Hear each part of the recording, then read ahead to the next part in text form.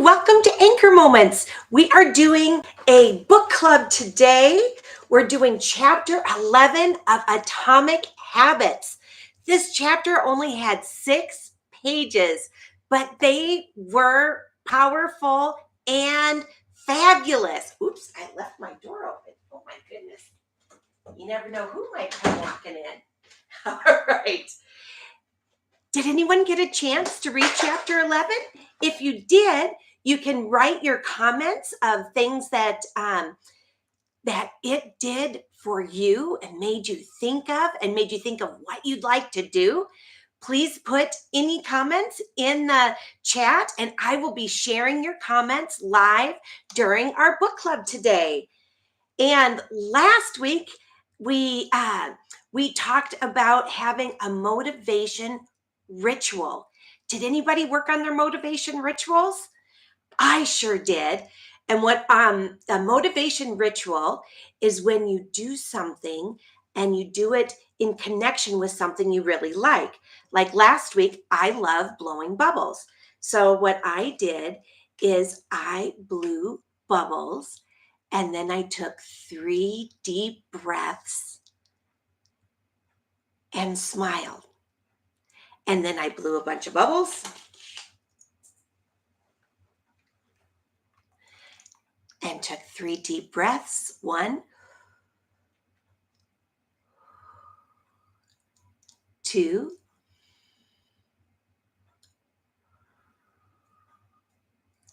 3,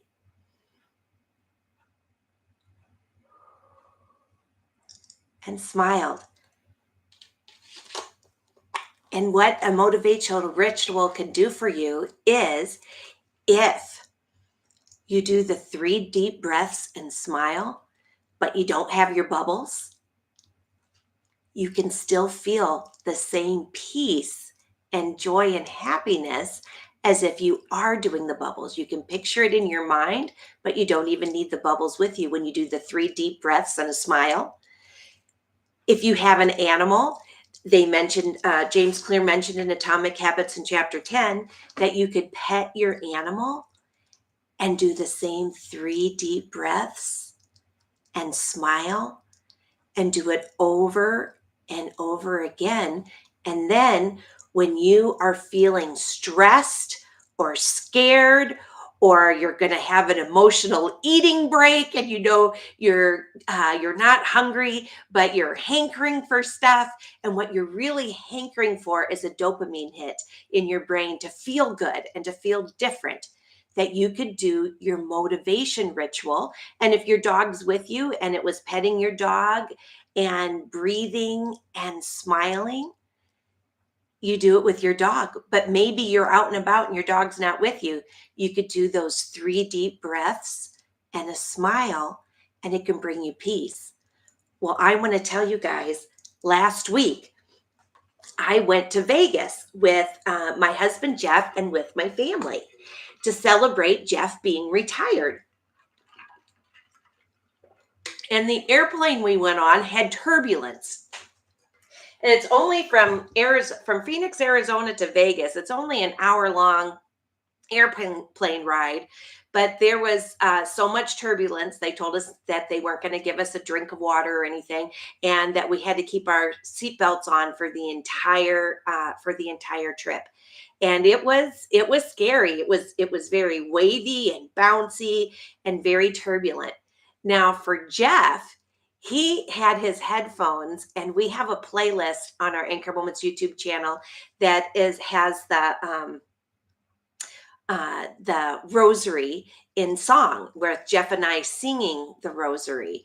And so Jeff was listening to that, because when he listens to the rosary in song, that helps calm him. And that's one of his motivation rituals that help calm him. And I was thinking, wow, I didn't grow up Catholic. And though I'm Catholic now with Jeff, the rosary wasn't as, I mean, it's a wonderful thing, but it wasn't something that I grew up with. And it doesn't give me the exact same peace that it gives Jeff. We pray differently. And so I was doing a lot of praying, but then I remembered my motivation ritual. And so I closed my eyes and I pretended like I was blowing bubbles on the beach. And I did my 3 deep breaths and I smiled and it really helped, and I did that quite a bit, and it stopped my heart from racing so hard. So anyway, if anyone else, I had tasked everybody last week to try to do a motivation ritual for yourself, because you can really pull that any way that you need to. You can pull it out of your pocket. One of the things that we try to do with this Atomic Habits book club is we try to relate the Atomic Habit chapters to eating healthy and living a more healthy life. And I have type 2 diabetes, and I'm on a Mounjaro journey. I'm on my 27th week taking Mounjaro, and there has been a lot of problems finding the medication for people. This is, if you're watching this on replay, this is July of 2024. And it's hard sometimes to get our doses of Mounjaro and Zepbound. And so if we can't get our medication, we definitely need to be working on our good, healthy lifestyle habits so we don't gain any weight back of the weight that we've been losing with the appetite suppression of Mounjaro or Zepbound, or tirzepatide. And some people watch us that also take Ozempic and other things. And there are people who are just working on a healthy lifestyle, like my husband Jeff, who aren't taking any medications for weight loss, but they're really working on the healthy habits, because Mounjaro and Zepbound and Ozempic, all of those, they're just tools. They're not magic. You can't take them and then all of a sudden you just lose a bunch of weight because it just melts your body fat. It doesn't work that way. What it does do is it slows down our food noise and takes away some of our hunger. But if we have a lot of bad habits, we could still be doing those bad habits, and then we're not going to lose weight. It's just one tool in your toolbox, and Atomic Habits can give us a lot of other tools. Well, that's a quick review of chapter 10. Chapter 11 is the title is Walk Slowly But Never Backwards. And chapter 11 is about the difference about feeling that you're in motion and taking action. Taking action and feeling like you're in motion are two separate things. Being in motion is when you're doing all your planning. So if you're a planner, you can plan about all these things that you want to do. You can research different kind of diets you'd like to do. You can research different kinds of foods that are lower in carb, or maybe not as high in fat, or things that can fill you up because they're high in fiber. And maybe you're doing lots of researching, and you research and you research and you research. And researching makes you feel like you're in motion and that you're doing something, because you are doing a little bit of something. But what truly makes a difference is taking action.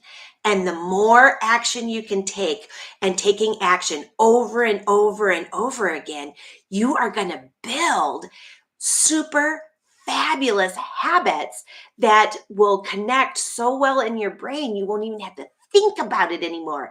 It'll be so easy, it'll be automatic, but you have to take action. The chapter started off talking about a photography professor, and he divided his class into half. And he said, okay, the people who are sitting on this side of the room, I'm going to grade you differently than I'm going to grade the people sitting on this other side of the room. So the people on the left side of the room, you're going to get graded on how many pictures you take. If you give me 100 pictures, you're going to get an A. If you give me 90 pictures, you'll get a B. 80, you'll get a C. 70, a D. So you need at least 70 pictures, and you need to get those to me by the end of the semester. And then the other half of the room, he said, guess what? You guys over here, you only have to give me one picture. But that one picture needs to be perfect. It has got to be the absolute perfect picture. You've got to do all the wonderful things that make a perfect picture, but you only have to give me one. Then at the end of the semester, the students all handed in their work. And the professor was so surprised. He thought that if students had all semester long to give him one picture, those pictures would be incredibly outstanding because they only had to give him one. And the one people that just could give him a whole bunch of pictures, and give him 100 pictures for an A, that theirs wouldn't be as good as the second half of the class that were giving the one. But he was wrong, because the uh, the people that took 100 pictures, they weren't in that special space. I don't know if any of you get in that special space, but I do.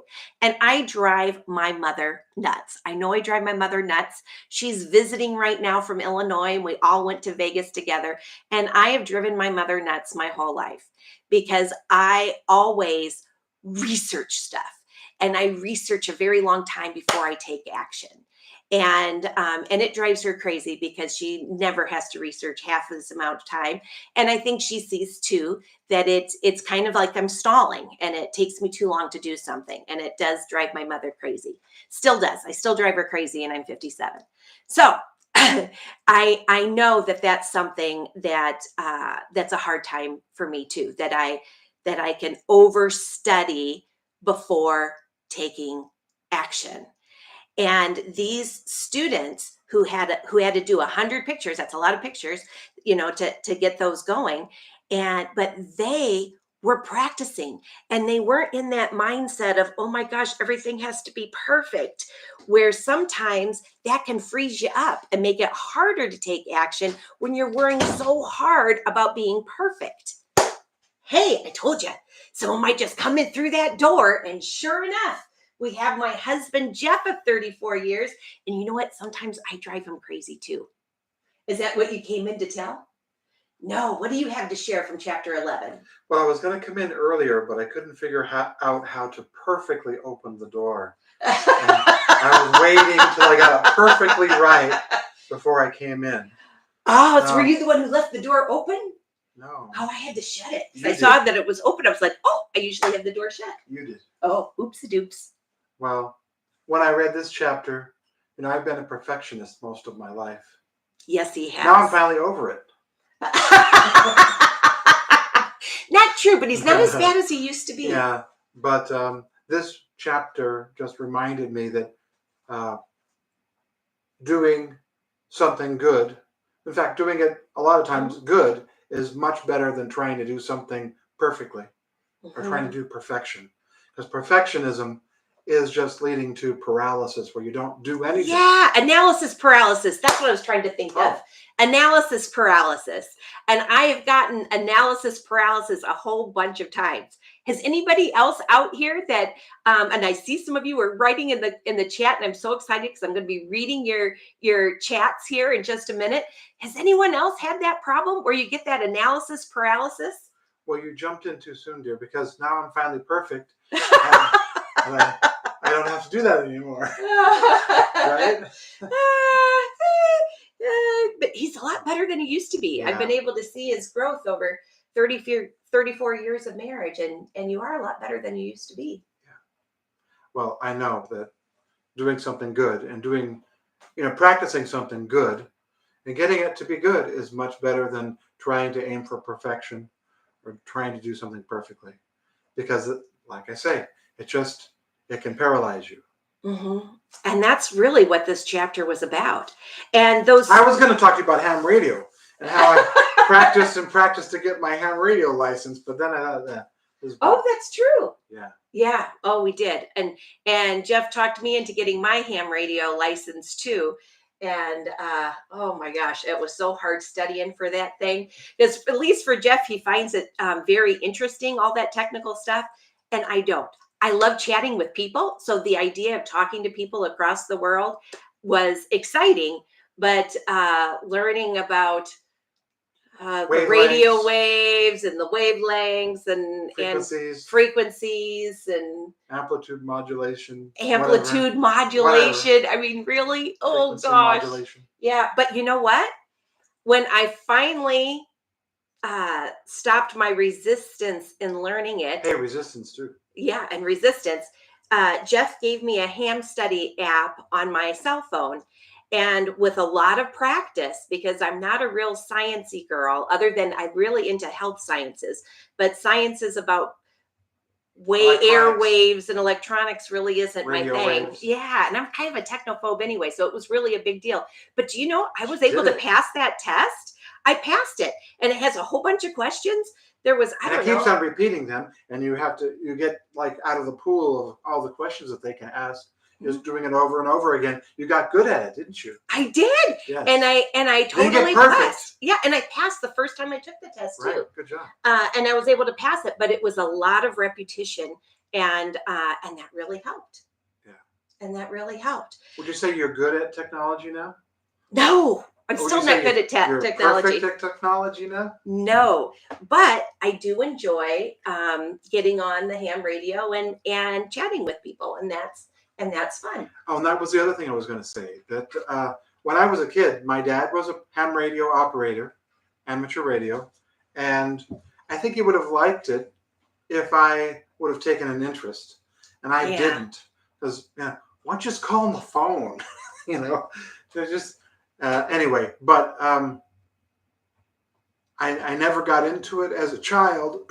It wasn't until we decided we were going to do some traveling in a van, and be able to go across the country in our RV, that I thought, it would be nice to be able to have some emergency ways to communicate if needed, and just be able to have a ham radio along too for the ride.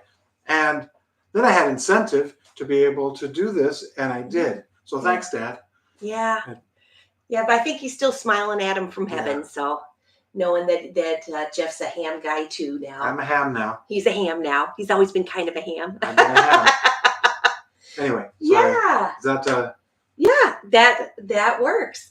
And so practice really can make a difference. So like even practice for me, I was able to practice and practice and practice all the questions that would be on the ham radio test.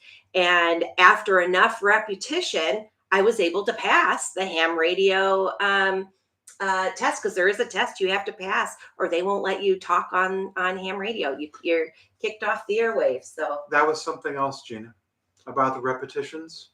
We've talked about how we want to have the habit of, when we go into a restaurant, that we'll split our meal, and you have half and I'll have half. We'll have half the calories and still be able to enjoy the food. And when we were on vacation, I know we it was were in vacation. Las Vegas, Yes.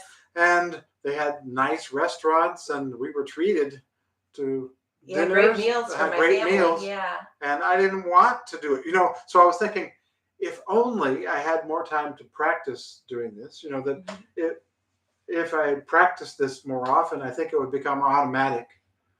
But it's not automatic yet, even though but we're working on it to do it. So it's kind of like that. Those people who did the planning, and never got really good at it, other than or versus us being able to practice what we preach and being able to put it into practice often enough so it becomes automatic.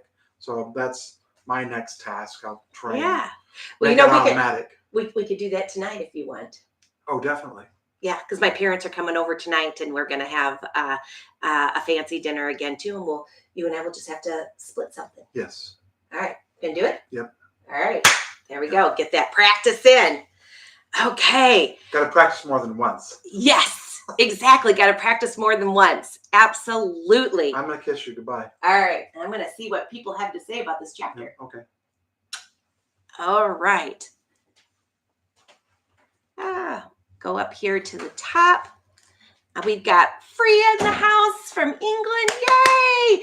And Maximo Kit is actually Lucy, and Lucy's her mom in London. And she said, I thought the idea of the frequency of repetition being the critical factor in success is so true. It's okay talking about doing something, but there's really no substitute for action. That is so, so true, Lucy. And Deb Zimmerman's in the house. Yay, Deb. And she says, hi, Gina, it's me, Deb. And Mindy's in the house. Woohoo. She says, hi, Gina, watching from Charlotte, North Carolina, which I do want to go to sometime.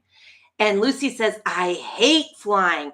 Lucy, you really got to do the motivation ritual. Find something and do it when you're flying. It made it so much better because my heart was racing when it was just so it was very, very turbulent, and it was so great having a motivation ritual. And Lucy says, and it's repetition and consistency, which is key, not perfection. Exactly. And Taz the Bulldog's mom's in the house. Woohoo! And she says, hello, beautiful people. And Lucy says, hello. And Deb Zimmerman says, to this day, I will not knit or crochet because if it isn't perfect, I have to throw it out. Whereas with anyone else, I would see the beauty with me and only see the mistakes. Oh my gosh, perfectionism is really hard that way.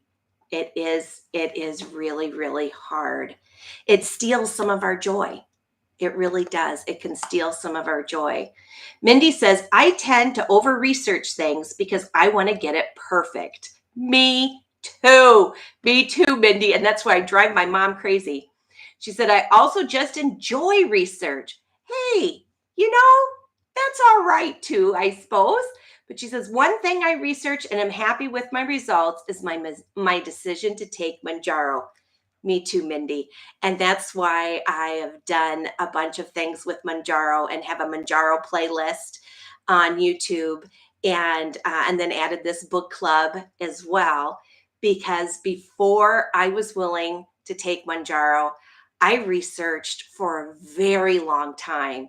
And actually, I'd still be researching right now if my own father didn't take the medication and lose. At that point, he was down 50 pounds. Now he's down like 70 pounds on Mounjaro. And he had such success with it that I thought, okay. And then I finally went out of that constant research to taking action, and also in my health insurance too, because a year prior, I would have had to pay every single penny of the medication, and it's over $1,000 a month, and I couldn't afford it.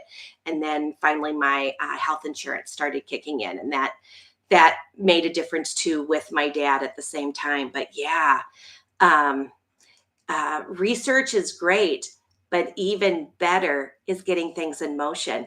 And also, no, I almost didn't do these videos because Jeff, if you, I've had this Anchor Moments YouTube channel for 4 years now, and I have lots of different playlists before I started doing Mounjaro. So there's a lot of different kinds of playlists. You can play around and you'll see some fun stuff. And my thought was to feed body, mind, and spirit of the people who view things. And I wanted to start Mounjaro and I wanted to give back. And so that other people who like to research could find my stuff and I'd be able to help them. But Jeff was working really hard at his day job, and he takes so long to edit videos. He does really funny things when he edits them, and he makes them really great, and he can put little animations and all kinds of cool things when he edits. But for him to edit a 10-minute video, it takes him over 10 hours. And I finally decided, you know what? I'm just going to take action. I'm going to learn how to do lives, and then Jeff doesn't have to edit them, and I can do them all by myself. And I'm so glad I did. And instead of worrying about my videos have to be perfect and I have to have this perfect script, I think you probably have, if you've watched more than one of my videos, I don't have a script, but I do have a big open heart. And I am always willing to share. And when people ask me a question in the chat, I will answer that question to the best of my ability. Even if the answer is kind of embarrassing on my side, I will still share it. And by doing that, I've really been able to grow the channel because my videos aren't perfect. They're not. They're not perfect, but they're real and they're authentic, but they're not perfect. And I was so glad I was able to release that perfection and have Jeff, because Jeff can edit things for me. If I say too many times, he'll take out a bunch of my ums. I mean, he can really make it look just so polished and fabulous, but it takes so long that I'd probably have 2 Mounjaro videos and that's it.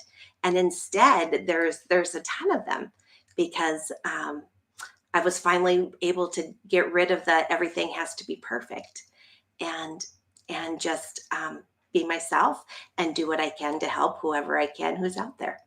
So anyway, that is my story on perfectionism. And let's see. Pam. Oh, yay! Pam was in the house. Pam says, "Hi, Gina and Jeff from Bakersfield, California. Summer school is done, so I'm off for a month. Yay!" And Pam is a teacher. And Jeff and I both used to be school teachers. That's how we met.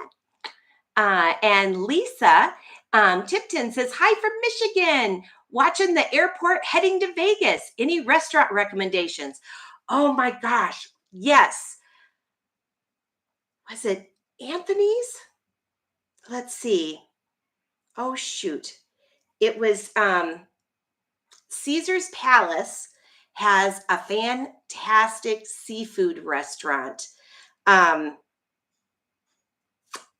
have to ask my mom when I see her tonight because they took us out to dinner there, but it was fabulous. It was absolutely fabulous, and we got to stay at the Fountain Bleu or the Bleu Fountain Bleu. I think it was Fountain Bleu, which is a new hotel in Vegas, and they had a lot of good restaurants there too. Even just their burgers and stuff were really good. But oh my gosh, Vegas is full of fantastic places to eat, and you'll want to go visit the Sphere. The Sphere was really cool. Um, okay, let's see. Pam says, "I used to hate flying too. So now I take a little lavender scent with me and a book to destruct my mind. Distract, I think she's trying to write, distract her mind. My husband gets his hand squeezed by me though. I have reframed my fear into fun." Yeah.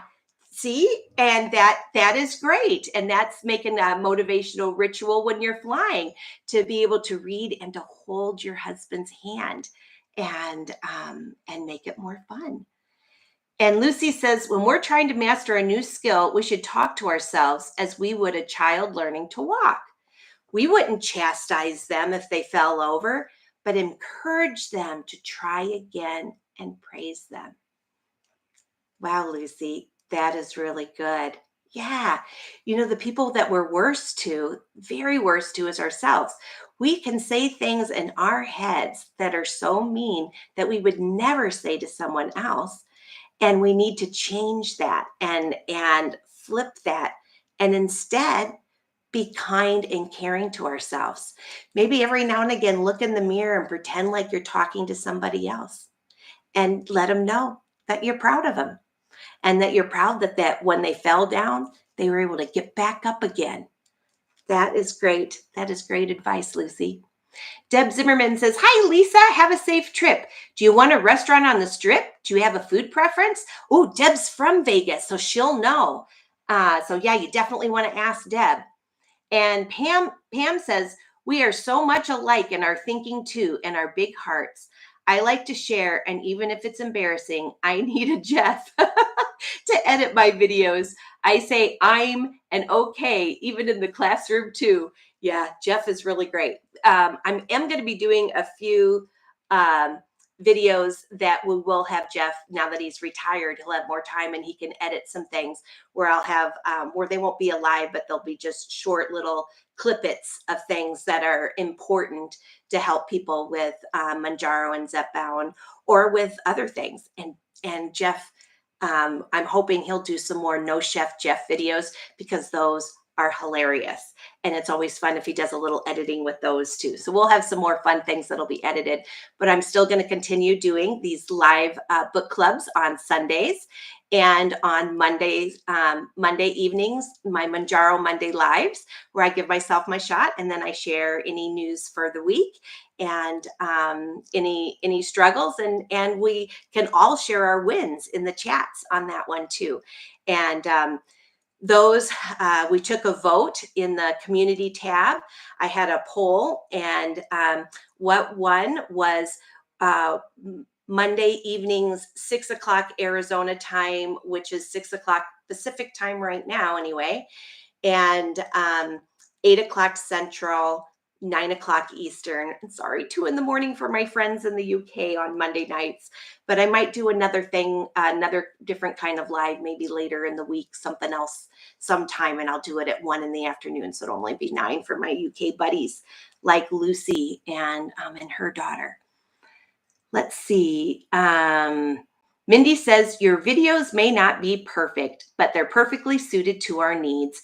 Your generous spirit shines through for sure. Oh, thanks so much, Mindy. I appreciate that. And Lisa says, hi, Deb.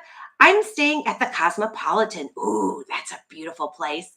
Taking Wegovy, so no food noise. Nothing sounds good, though. I like Italian and Middle Eastern.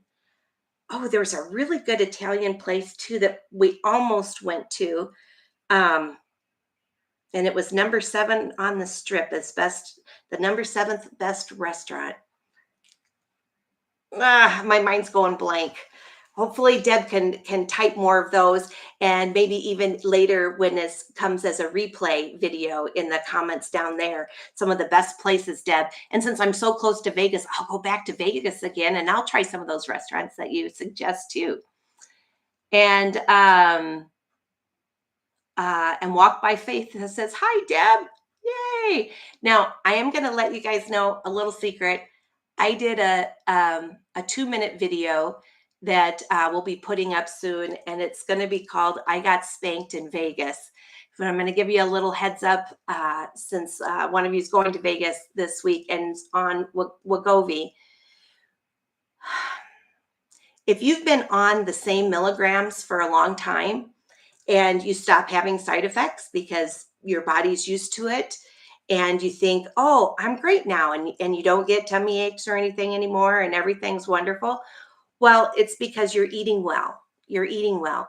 But when you go on vacation, especially to Vegas, you can get spanked. And I got spanked something fierce. It was so delicious. It was a crab bisque, and it was a lot like lobster bisque.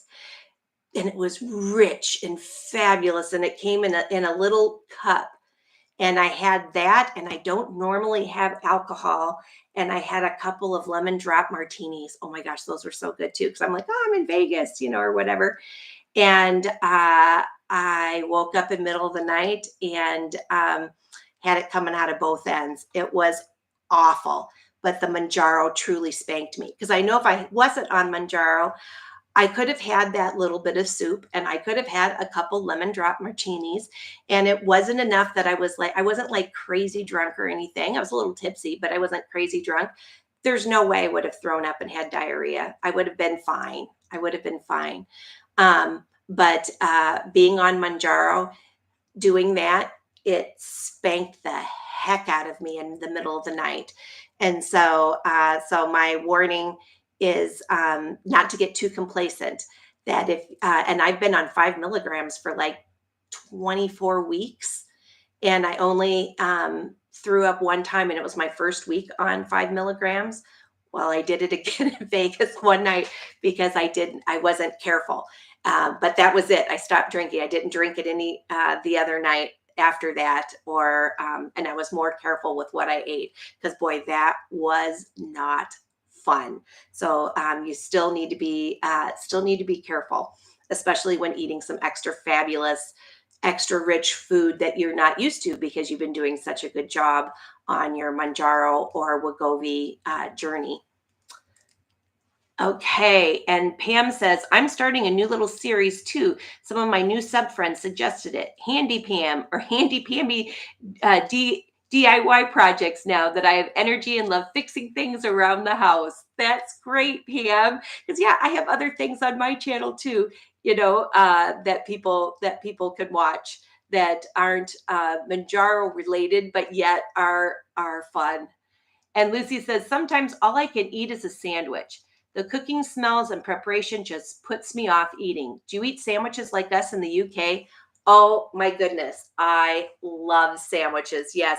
And Jeff, he eats peanut butter and jelly a lot and peanut butter toast all the time. So yeah, we do a lot of sandwiches here. If you ever come and visit us in the United States, you're gonna have to look me up. We'll have to meet. That would be so fun. And oh yeah, we have great sandwich shops here. And let's see. And Lucy says, okay, oh yeah, with the sandwich. And Judy says that soup sounds delicious, and I love lemon drops too. I can see how that can happen though. Yeah. So now I know. I can probably have one lemon drop martini and be okay, but I can't have two. And that soup, I could probably have 2 teaspoons, tablespoons of it to eat, and I'd have to split it with Jeff and be done. But I had and it was a cup. It wasn't even a bowl. But we ate other things at the table, but that was just so rich. It sent me over the edge. So you still have to be careful when you're taking your medication and you're on vacation. And Pam says, I enjoy a sandwich too, Italian with the dark squaw or sourdough bread. Yum. All right, you guys. Well, for week 11, remember, it's so important. Repetition, repetition, repetition, repetition. You have to practice and really do your good habits. Whatever good habits that you want to do, you have to perform it. I also wanted to say real quick, back on chapter 11 on repetitions, here's something that I have been stalled on. I need to lift weights. And I only know a few things that I can do with barbells. And I keep putting off thinking, yeah, I'm going to look up some YouTube videos about lifting weights so I can lift weights to a YouTube video. And I need to research and see, which YouTube channels, videos on lifting weights will be my favorite. But if I'm just researching, I'm not lifting any weights. I'm not getting anything done. And so I don't need to do perfection with that either. And I couldn't lift weights after I had my hysterectomy recently. But I'm now cleared. I can do stuff again. I'm 8 weeks past surgery, so I can now lift. These are 5 pounds a piece, so it's 10 pounds at once, but I can do it. And there are a few lifting weight things I can do. And that's going to be my promise to you guys this week, that at least twice this week, instead of just, I'll research and try to figure out how to lift weights or whatever, I'm going to do the ones I know how to do. So I know how to do over the head like this. So I can do this twice this week until my arms get a little bit tired going this way. I can do the chest ones where you go like, where you bend like this and then up, kind of flies. I can do some of these because I know how to do this without a video. I can do bicep curls. So I'll be working on doing some bicep curls at least twice this week. So I'm doing this at least twice a week of lifting of the weights. I know I can do tricep kickbacks like this. So I can do these. And I'm going to do at least this twice this week. And because you need at least 2 to 3 times a week of lifting weights can be really helpful on your Mounjaro journey. And so that's what I'm going to do. I'm going to add some arms and maybe do some research, and I'll find a really good video.